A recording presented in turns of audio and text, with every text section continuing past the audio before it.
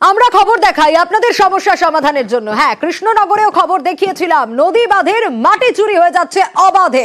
আর আমাদের খবর দেখানোর পরই প্রশাসন তৎপর হয়েছে সেই চুরি রুখতে।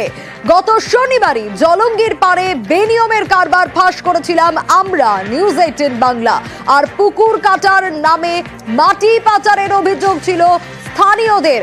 তৃণমূল কাউন্সিলরের মদতেই এই কারসাজি, এমনটা অভিযোগ ছিল। আর আমাদের খবরের জেরেই নড়ে চড়ে বসলো প্রশাসন। আরো বিস্তারিত এই বিষয়ে সমীর জানাতে পারবে, তবে তার আগে আরো একবার জানাই, আমরা খবর দেখাই আপনাদের সমস্যা সমাধানের জন্য।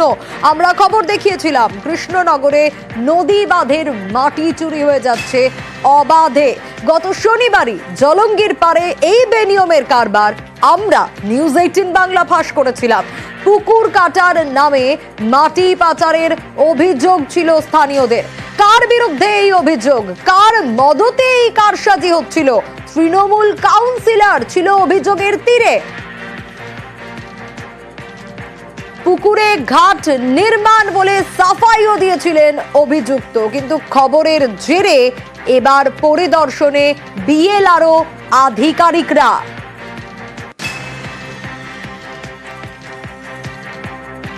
সমীর রয়েছে, আরো বিস্তারিত সমীরের থেকেই জানবো। সমীর, আমাদের খবরের জেরেই এবার নদী বাঁধের মাটি রুখতে তৎপর প্রশাসন, কি ব্যবস্থা নেওয়া হলো?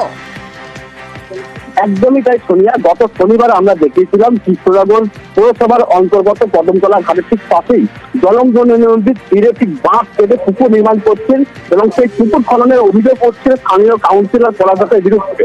এই খবর সম্প্রচার হওয়ার পরের দিন থেকে কিন্তু প্রশাসনের আধিকারিকের সেখানে যান এবং তখনকার মতন কাজ বন্ধ করার নির্দেশ দেন এবং কাজ বন্ধ থাকে। আজকে সেই জায়গায় ঘটনাস্থলে পরিদর্শনে যান জেলা এবং ব্লকের ভূমি আধিকারিকরা, এর পাশাপাশি কৃষ্ণনগর পৌরসভার ইঞ্জিনিয়ার। তারা দেখেন যে সেখানে বাঁধের কতটা ক্ষতি হয়েছে এবং সেই অনুযায়ী তারা রিপোর্ট তৈরি করেন এবং সেই রিপোর্ট তারা ঊর্ধ্বতন কর্তৃপক্ষকে জানাবেন এবং জানানোর পরে পরবর্তী ব্যবস্থা গ্রহণ করা হবে। অর্থাৎ এই পুকুর খননের ফলে বাঁধের যে ক্ষতি হয়েছে, বন্যার যে সম্ভাবনা তৈরি হতে পারে, তার জন্য কিন্তু পরবর্তী যে পদক্ষেপ বা ব্যবস্থা গ্রহণ করার, অর্থাৎ পুকুর বুঝিয়ে বাঁধ দিকে আগের অবস্থা যে ফ্রি করার যে ব্যবস্থা গ্রহণ, সেটা কিন্তু ইতিমধ্যে করা হবে বলে জানা গিয়েছে।